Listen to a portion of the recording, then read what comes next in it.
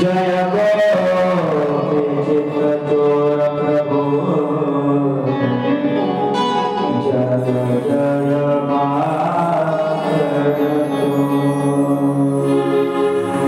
गोपाल कृष्ण भगवान की श्रीमद् भागवत महापुराण की पवन सुत हनुमान की श्री सत्य सतु माता की श्री सत्य मोहन बाबा की वंदनीय राष्ट्रपति तुकोजी महाराज की श्री साधु संतन की जय गो माता की जय भारत माता की जय अपने अपने माता पिता की जय आज के आनंद की चला सर्वांनी एका मिनिटाचं भजन करायचं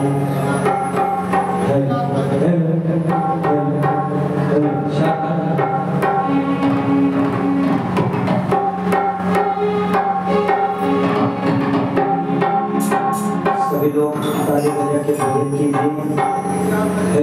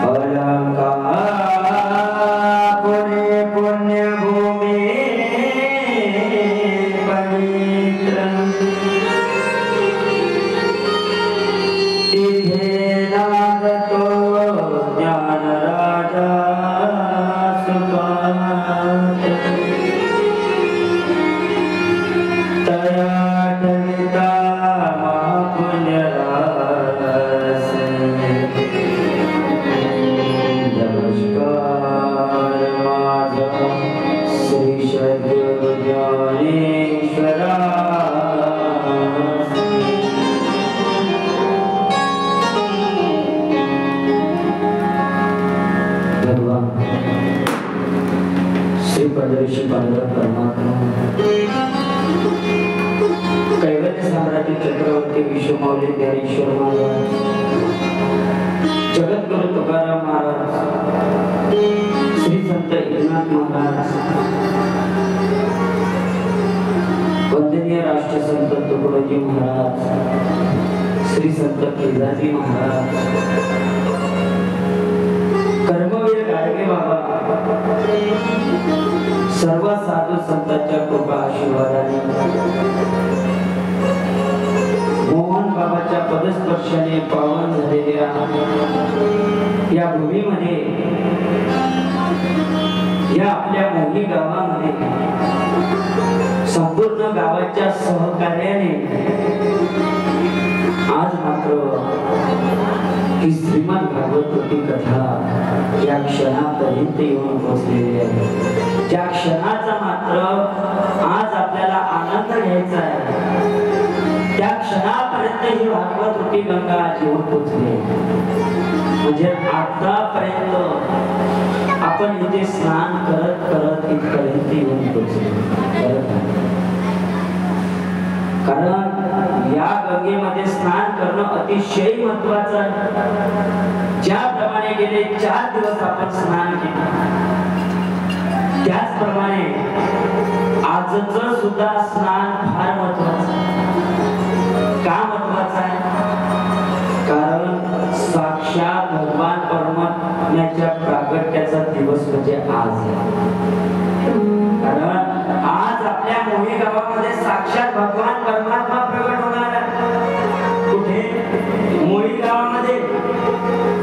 जरी तिथे मथुरेत भगवान परमात्मा प्रगट झाले त्याच्यानंतर गोकुळामध्ये प्रगट झाले पण आज मात्र तोच भगवान परमात्मा आपल्या मोही गावामध्ये प्रगट होणार आहे। दरवर्षीप्रमाणे याही वर्षी बघा किती आनंद नाही का? कारण 365 दिवस वाट बघावी लागते या क्षणासाठी। एवढा अत्यंत महत्त्वाचा क्षण आहे विचार करा। म्हणून सकाळच्या कथेमध्ये आपण बघितलं की भगवान परमात्मा संपूर्ण देवतागण एकीकडे संपूर्ण देवतागण आहे तर एकीकडे मात्र दैत्य आहे। आणि काय पार पडलं? समुद्र मंथन पार पडलं आणि त्यामधून काय निघालं होतं? काय निघालं होतं? बोला। हलाहल विष निघालं आणि ते विष कोणाला देण्यात आलं? भगवान महादेवाला। आणि भगवान महादेवाने ते विष प्राशन केलं म्हणून नीलकंठ नाम प्रसिद्ध झाले। आपण म्हणतो ना भगवान महादेवाची त्याच्यामध्ये नीलकंठ नाम प्रसिद्ध झाले। कधीपासून? जेव्हा हलाहल विष मात्र भगवंताने प्राशन केलं ते विष मात्र मुखामध्ये ठेवलं नाही, पोटामध्ये सुद्धा लावलेलं नाही। कुठे ठेवलं? कंठामध्ये। कारण मुखामध्ये याचं सुद्धा कारण आहे। कंठामध्ये देवानं ते विष का ठेवलं याचं सुद्धा कारण आहे। बरेच लोक सांगत नाही कारण देवाला माहिती होतं, भगवान महादेवाला माहिती होतं की मी या मुखाने त्या भगवान परमात्म्याचं ध्यान करतो, नामस्मरण करतो, तप करतो, जप करतो म्हणून मात्र या मुखामध्ये मी ते विष ठेवू शकतो। आणि दुसरी गोष्ट ते विष मात्र पोटात सुद्धा जाऊन देऊ शकत नाही। कारण काय? उत्पत्ती कशापासून झालेली आहे? नाभी कमलातून काय आहे? ब्रह्माची आपली सर्वांची लक्षात घ्या। असं म्हणायला काही अडचण नाही तर तिथे सुद्धा माझ्या देवाचं वास्तव्य आहे। कुठे? या नाभी कमलामध्ये। म्हणून पोटात सुद्धा ते विष मी जाऊ देऊ शकत नाही। जिथे भगवान परमात्म्याचं वास्तव्य आहे नाही जाऊ देऊ शकत म्हणून देवाने ते विष कुठे ठेवलं? कंठामध्ये। नाही सांगत ते? ऐकलं होतं कधी? ऐकलं होतं? सांगा ऐकलं का? नाही। मग हेच तर खरं कारण आहे। तरी लोक म्हणतात आम्हाला कोरोनाचा महाराज पाहिजे त्याच्यासाठी 5-5 एकराचा मंडप टाकतो। बसायला जागा नाही झाली तरी चालते। त्याला आम्ही जे पाहिजे ते देतो। हे सत्य परिस्थिती आहे, जगाची रीत झाली. म्हणून लोकांना चांगलं पटत नाही. आम्ही प्रयत्न करतो चांगलं सांगण्याचा, तर लोकांना हे नाही पटत. लोकांना कसं पाहिजे, कोरोनाचा महाराज, त्याला बावडीगार. महाराज कसा असते तसे, महाराज कसा असते, जो मोठ्या पुटाचा आहे तो महाराज खरा आहे ना. आमचं पोट काही मोठं नाही, आम्ही तशा अंगात दिसत नाही, कोणी महाराजही म्हणत नाही. खोटं नाही सांगत. त्या दिवशी आम्ही नाश्त्याला गेलो होतो.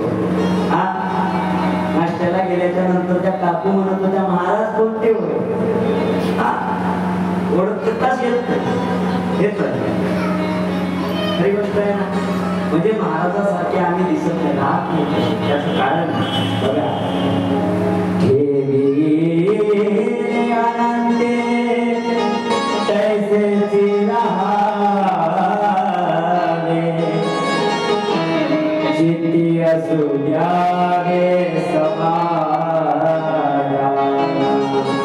देव ठेविले तैसेची राहावे. जसं देवाने आपल्याला बनवलं तसंच माणसाला राहावं लागते. किती आपण मेकअप केला तरी चेहरा बदलणार आहे का? नाही बदलणार. थोडं वाटत चांगलं, थोडं काही क्षणापुरतं चांगलं वाटत, कायमचं चेहरा तोच राहणार आहे. म्हणून जसं देवाने आपल्याला ठेवलं, सुखात ठेवलं असेल तर माणसाने सुखात राहावं, देवाने दुःखात ठेवलं असेल तर दुःखात राहावं. कारण देवाला कळतं की याच्यासाठी योग्य काय आहे, अयोग्य काय आहे. हे कोणाला कळतं? देवाला. मगाशी आमचा विषय झाला. मला दुर्योधन दादाने एक प्रश्न विचारला. आमच्या दुर्योधन दादाने जे सुंदर असं गायन आपण ऐकलं ना, म्हणजे महाराज आपण एवढे भाग्यवान काय? खरोखर बरं, खोटं बोलणार नाही या व्यासपीठावर. आता पद्धतच झाला या प्रश्नाला. आपण एवढे भाग्यवान काय? कोणी सांगू शकत तुमच्यापैकी याचं उत्तर?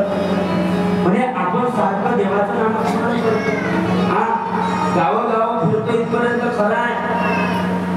पण म्हणजे आपण एवढं भाग्यवान काय का आपल्याला कुठल्या गोष्टीची कमतरता नाही, देवानं सुखी बनवलेला आहे. सांगू याचं कारण की दादाला एकाच शब्दात सांगलं, एकच प्रमाण दिलं. कथा भाग्यवती स्नान जे करे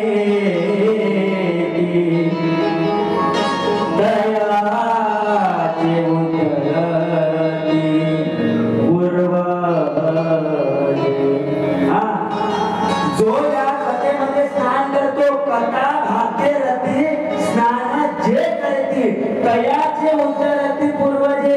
मी दादाला म्हणलं की आपल्या पूर्वजांनी ही कथा कधीतरी श्रवण केली असेल. म्हणून त्याचं त्या कुळामध्ये श्रवण केल्याच्या नंतर त्याचा फायदा या कुळामध्ये झाला आता. आणि या कुळामध्ये जर आपण ही कथा श्रवण केली तर याचा फायदा पुढच्या कुळामध्ये होतो. लक्षात घ्या, पिढ्यानपिढीचा उद्धार होतो. म्हणून तरी कथा श्रवण केली पाहिजे. नुसतं या जन्मापुरतं नाही, तर आपण जर ही कथा श्रवण केली तर पुढे ही कथा आपल्या मुलाबाळांच्या कामी येणार आहे, ही कथा आपल्या नातवांच्या कामी येणार आहे. लक्षात घ्या, तयाचे उत्तरती पूर्वजे. मी नाही सांगत, हे प्रमाण सांगत. गीता भाग्यरथी, कथा भाग्यरथी, स्नान जे करती. या कथेमध्ये जो स्नान करतो, आंघोळ करतो, ही कथा श्रवण करतो, बस त्यांचे पूर्वज सुद्धा उद्धरण. एखाद्या पूर्वजाच्या हाताने पाप जरी घडलं असेल तर ते पाप सुद्धा नाहीशी करण्याचं ताकद मात्र या भागवतामध्ये आहे. विचार करा, हे भागवत श्रवण केल्याने पितृदोष सुद्धा चालला जातो माणसाचा. गरज नाही आहे. लोक सांगते काल सर्व दोष आहे, भविष्य पाळला जातात ना लोक, जातात का नाही? त्यांचं लग्न जुळलं की पहिले जातात पाहाले. मग तो सांगते कोण भविष्यवाणी करणारा, काल सर्व दोष आहे, पूजा करावी लागेल. मग याच्यासाठी 21,000 रुपये खर्च येते. या शब्द किती हजार? सत्य सांगत बरं, खोटं नाही सांगणार. मग हा महाराज तुम्हाला एका महाराजाचा नंबर देतो, त्यांना महाराज काय भविष्य पाहणारे म्हणावा. मग तुम्हाला ही पूजा इथं होत नाही, काशीला जावं लागेल. हा अजून कुठं महाराष्ट्र आहे ना, अजून कुठं हा त्र्यंबकेश्वरला, बरोबर हा तेच त्र्यंबकेश्वरला सुद्धा ही पूजा होते. मग तुम्हाला नंबर दे, हा यांच्या माध्यमातून जा, 10,000 यांचे, 11,000 त्यांचे, 21,000. अरे एवढं करण्याची गरज नाहीये. हा इथं स्नान करा, तुमचं सगळं पाप धुवून राहील, पण मनाभावातून करा. हा मनाभावातून केलं तर सगळं पाप धुवून निघते, अन्यथा निघत नाही. लक्षात घ्या. म्हणून मात्र सुखी आणि समाधानी राहायचं असेल तर त्याच्यासाठी सुद्धा ही कथा फार महत्वपूर्ण आहे. लक्षात घ्या. कुठं होतो आपण की मात्र भोले बाबाचा कंठ निळा पडला, शेवटी भोले बाबाला प्राशन करावं लागलं. मी हे स्प्रे मारतात, तुम्हाला पाहिजे का कुणाला? सगळ्यांचं लक्ष त्यांच्याकडे गेलं.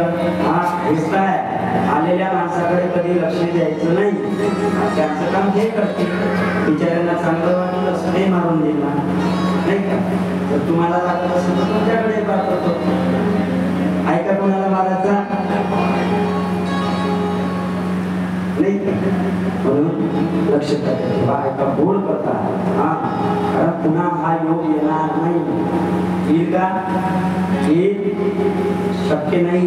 म्हणून सांगतो, ऐका. भोले बाबाचा कंठ निळा पडला, बस पुन्हा देवताकडे परत आले. काय करावं कळेना. पुन्हा मात्र वेळ नसल्यामुळे समुद्र मंथन पुन्हा झालं. लक्षात घ्या.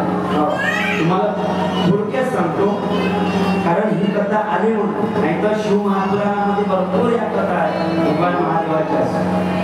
पुन्हा समुद्र मंथन झालं आणि त्या समुद्र मंथनामधून अनेक पदार्थ निघाले. काय निघाले? अनेक पदार्थ.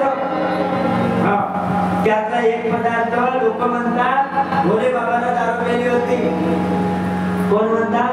लोक म्हणतात म्हणून महादेवाच्या वाटाला लोक दारू पितात का नाही? हा तुम्ही कोण गेलेल्या महादेवाच्या? महिला पित नाही मला माहिती आहे, आणि काही महिला आहे बरं पिणार. तुमच्याकडे आहे का नाही तर मला माहित नाही, पण आमच्याकडे आहे. आमच्या गावात आहे. खरोखर सांगतो, खोटं नाही सांगतो. बिचारी म्हातारी आहे, पण तिला कशी दारू आवडते हे माहिती नाही. खरोखर पिते. हा आता नाव सांगितलं असतं, कसं आहे शूटिंग चालू आहे. हा कदाचित युट्यूबला ऐकण्यात गेलं, कारण युट्यूबवर बऱ्याच करतात, आणि ऐकण्यात गेलं तर मग कसं आहे फुकट घड्याळमध्ये यायचं नाही का, म्हणून सांगणार नाही. हा ऐका. कारण लोक म्हणतात की भगवान महादेवानं काय केली होती बोलत चला. आता बोलणं गरजेचं आहे. बरोबर जागे नाही तुम्ही? किती लोक झोपते आत्महत्या करायला? हा आधीचा रोजच हात भरतो.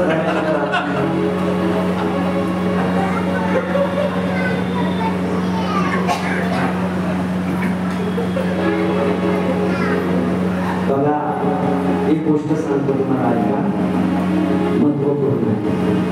आपल्या गावाचा भाग्य आहे. कसं सांगू की बाहेर गावून लोक इथे कुठं आपल्या गावामध्ये कथा ऐकण्यासाठी आपल्या गावातले तरी कुठं लावून झोपतात दुपारी, पण बाहेर गावचे लोक काय आजी बसलेले आहे ना कोपऱ्यात, हा तिकडे लक्ष द्या, लक्ष द्या. त्या आता मी सांगत होतो बघा, त्या इथल्या नाहीये, सालेच्या आहे. कुठल्या? सालेच्या. किती दूर आहे तो साले? तरी किती किलोमीटर? 5-7 किलोमीटर. मला सांगा काय गरज आहे यायची इथं?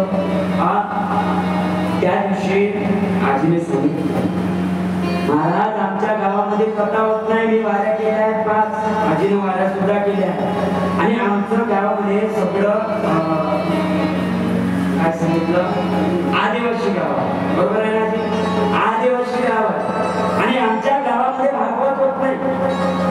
आमच्या गावामध्ये याची रुची नाही, पण मला आवड आहे.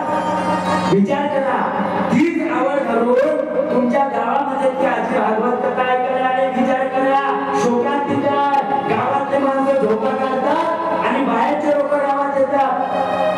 सांगा याच्या पलीकडचं लोकांचं दुर्भाग्य काय आहे? सांगा, बोला. आहे उत्तर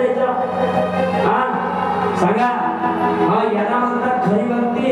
खोटी भक्ती नाही, खरी भक्ती आहे. तिथून येण्याची काही गरज नाही आहे, तरी सुद्धा येतात. हे सत्य परिस्थिती आहे, प्रत्यक्षात उदाहरण आपल्या गावाचं वाक्य आहे. लक्षात घ्या. मग आपल्या गावाचा उद्धार होणार आहे ना, तर म्हणून तरी 7 दिवस ही कथा ऐकली पाहिजे. आधीच नाही, अजून बाहेर गावचे लोक इथं बसलेले आहे. मला नाव माहिती नाही, जे माझ्या जवळ आले मी त्यांचंच सांगितलं. मी रोज पाहतो काकड्याला किती जण हजर असतात सांगा बरं. भजन मंडळ किती आहे आपल्या गावात? महिला मंडळीचे भजन मंडळ किती आहे? 4. एका मंडळात 10 बाया असतील, खरं 40 बाया होती. 40 पैकी तिथे काकड्याला सकाळी किती मंडळ असतात? तिथे जणी दिसते, ती गीते 4 मग सांगा, भजन मंडळ आहे, आपण भजन करतो. 7 दिवस गावात जर सप्ताह होत असेल तर 4ही मंडळानं तिथं असलं पाहिजे. गरजेचं आहे सकाळी दिंडीला राहणं. का? गावाचं राग नका म्हणून. लेकराचा कधी राग मानायचा नसते. मी तुमच्या लेकरासारखा लक्षात घ्या. आणि लेकरूच आईला बोलू शकते. आणि आई तसही लेकराचे अपराध पोटात घेतात का नाही? बघा ना, ज्या वेळेस कधी लेकराने आईला शिवा दिल्या तर आई 2 मिनिटं बोलणार नाही लेकरासोबत, पण पुन्हा आवाज दिल्याशिवाय राहणार नाही. बाळा जेवायला असं काय आपल्याला लक्षात घ्या. म्हणून गरजेचं आहे सगळ्यांना. जरी यावर्षी नाही आले, पुढच्या वर्षी एखादा दुसरा महाराज आला येणारच आहे. पुढे ही कथा चालू राहणार आहे, मला माहिती आहे. म्हणून प्रत्येक मंडळाला सकाळी तिथं हजर व्हायचं. प्रत्येक मंडळ गरज आहे काळाची. कारण सुरुवात आपल्यापासून असली पाहिजे. लक्षात घ्या. नाही तर मग आपण भजन करूनही आपल्या जीवनात काही फायदा होणार नाही. लक्षात घ्या. लोकांचा तो उद्धार होणार नाही. कोणत्या? ज्यांना याची गरज नाही त्यांना. पण आपण भजनी माणसं आहे आणि आपण भजनी माणसं आहे, पुढाकार आपण घ्यायचा. बस लोकांचं घेणं ठेवायचं नाही. लोक चांगले बोलतात, लोक चांगले बोलतात आणि लोक वाईटही बोलतात. लक्षात घ्या. लोकांचा काय स्वभाव आहे. भजनात जर एखादी महिला आनंद घेत असेल तर लोक तिला सुद्धा बोलतात. काय वेळी काही आहे असे बोलणारे लोक आहेत. पण खरा आनंद त्या म्हणणाऱ्या खरा आनंद अजूनही लोकांना कळाला नाही. अजूनही मला सगळ्या गोष्टीचा अनुभव आहे. 2016 पासून मी लोकांचा अनुभव घेतो. 2016 लोक कसे वागतात, कसे बोलतात, कसे चालतात, आणि तोच अनुभव आज तुमच्यापर्यंत मी पोहोचून देतो. म्हणून कधीच आपण स्वतःला कमी समजायचं, जायचं भजनामध्ये जायचं. तुम्हाला माहिती आहे का, पुढे उद्या कथा येणारच. कितीतरी गोपिकांना मात्र जाऊ देत नव्हते देवाकडे. जाऊ देत नव्हते. पण ती गोपिका मात्र पडत जबडीनं जायची. का जायची? कारण देवाकडून कोणतं ज्ञान प्रदान होत होतं गोपिकांना माहितीये? 6 शास्त्र 18 पुराणाचं ज्ञान मात्र भगवान परमात्मा गोपिकांना प्रदान करत होते. आणि तेच ज्ञान आणि तुमच्याकडे तर भजनाचं ज्ञान. म्हणून माणसाचं भजन असो किंवा महिलांचं असो किंवा कोण्या मुलांचं, सर्वांनी आलं पाहिजे. लक्षात घ्या. असो, ही कथा फार गोड आहे. पुन्हा मात्र समुद्र मंथन झालं आणि त्या समुद्र मंथनातून काय निघालं? हलाहल विष. म्हणून लोक सुद्धा म्हणतात की महादेवाच्या वाटेनं जाताना नाही पुढा दारू निघाले असे लोक म्हणतात. आणि त्याच्यापेक्षा सोपं सांगतो, पटल असं सांगतो. लोक काय म्हणतात? येणारे कोणते? येणारे हे लोक काय म्हणतात की भोले बाबांना दारू पेली होती. त्याचा बाप घेतला का भाले? म्हणतात ना. तरी तुमच्या कानावरती नसून गोष्टी पडल्या, आम्ही ऐकल्या. काय म्हणतात की भोले बाबांना दारू पेली होती. ठीक आहे, मी म्हणतो याच्यामध्ये भोले बाबांना दारू पेली होती. ठीक आहे, मान्य आहे का तुम्हाला? कोणी नाही म्हणतात. तुम्ही सांगणारे कोण आहे? कुठे बोलत असेल का?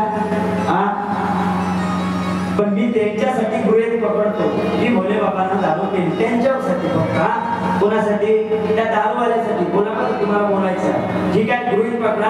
यांच्या म्हणण्याप्रमाणे कोणाच्या म्हणण्याप्रमाणे बोला ना तुम्ही. हा, दारू पिणाऱ्याच्या, म्हणजे दारू पिणाऱ्याला एक शब्द आहे बघा, काय म्हणतात त्याला? सांगा तुम्ही, सांगा, मला सोपं. हा, बेवडा.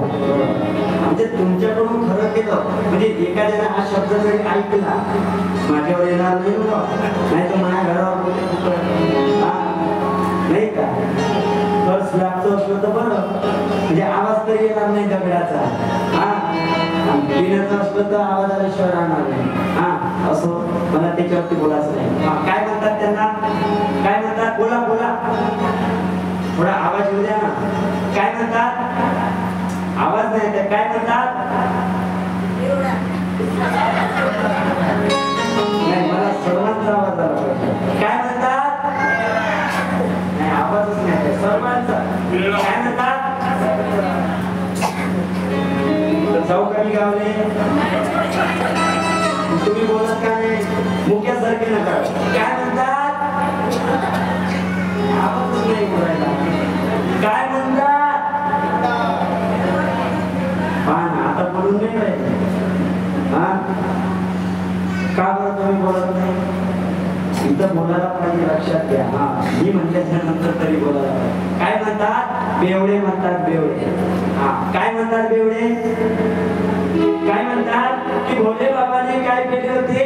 दारू पेली होती. मग मला म्हणायचं आहे, भोले बाबाने दारू पेली होती, ठीक आहे, आई यांच्यासाठी आपण मान्य करू. मग भोले बाबाने विष पेलं होतं, मग विष काय आहे? सत्य आहे ना? हा, हे म्हणतात की भोले बाबाने दारू पेली होती, तर मग विष सुद्धा पेलं होतं, विष सुद्धा प्यायला पाहिजे. आता पिणाऱ्याने पाजा घरी गेल्यावर. बरोबर आहे ना? सत्य परिस्थिती आहे. सत्य परिस्थिती आहे. हा, म्हणून कळायला पाहिजे ना, आपण करतो का? अरे या दारूपायी लोकांना जीवन गमावलं.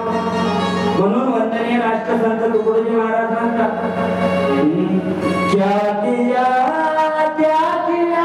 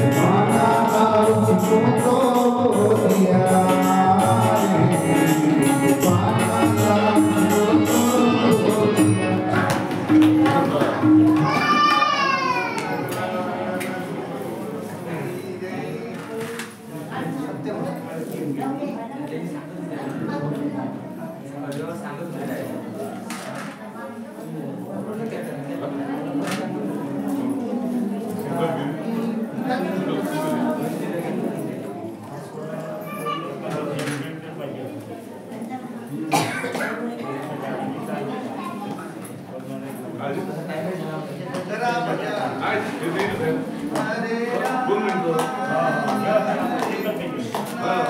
मिनिटं